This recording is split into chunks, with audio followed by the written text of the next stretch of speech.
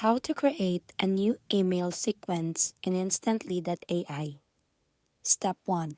From your dashboard, go to the Campaigns tab and select Campaign where you want to add a sequence. If you don't have one yet, create a new campaign first.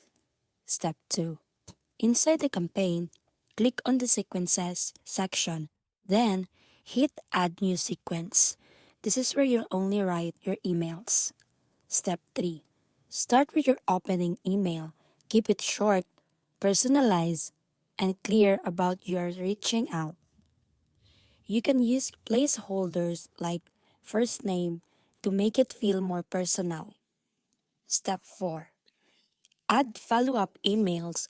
Instantly let you choose delays, like sending the next email 2 or 3 days later if there's no reply.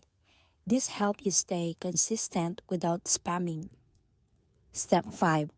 Once you built your sequence, review it, hit save, and you're ready to launch. Instantly will automatically send your sequence verified leads on schedule. So that's it.